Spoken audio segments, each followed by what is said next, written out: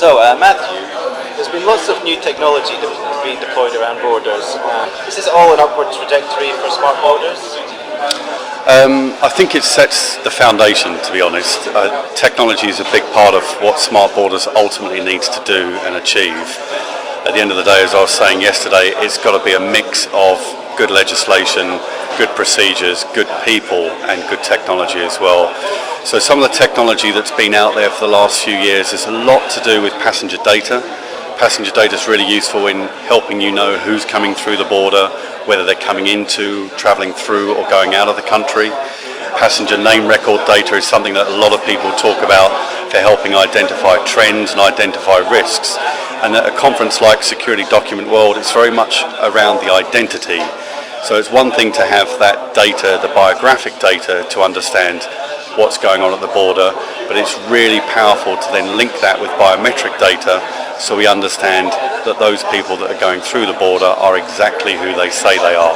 Bring those together and then you're taking a really good step forward to a smart borders environment. There are standards related to these innovations. Are they being applied, do you think, in a universal fashion? In terms of the data, absolutely, and I think that's where IATA, the World Customs Organization and the International Civil Aviation Organization have done some great work. They've put together a whole series of standards and guidelines and recommended practices for how transport operators should provide data to governments. I think quite often the devil is in the detail though. When does that data get provided to the governments and what do they then do with it? So in terms of the application of standards, there's still more work to be done, but there's a really good baseline out there with the work that IATA and others have already achieved. And can you explain a bit about what your talk was about yesterday? What topics it was covering? It was kind of looking at two things. It was looking at, on the first part, it was looking at the UK Immigration Act that came into force here in the UK last year, and specifically the exit check component of that. So now transport operators are required to check passports, check ID documents of people leaving the country. My concern is that while that's a good legal basis, my concern is that it could be more robust.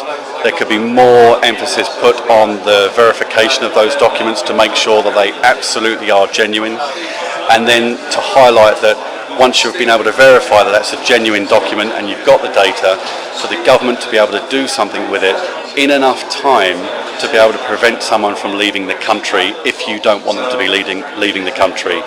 And some of the examples I gave were the 3 15-year-old schoolgirls that travelled to Syria via Turkey on a cash-bought ticket. Arguably an exit check should be able to stop something like that from happening.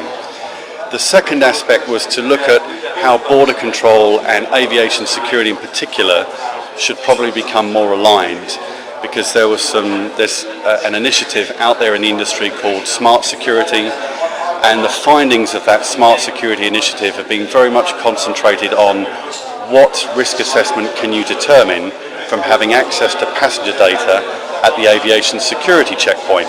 So applying those same principles of risk, targeting and identifying people that you might be concerned about, not just at the border but also at the aviation security checkpoint.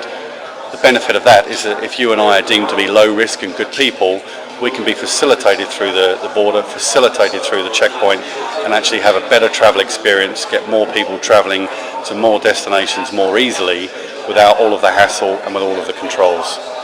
Great. Thanks a lot, Matthew. Is that okay?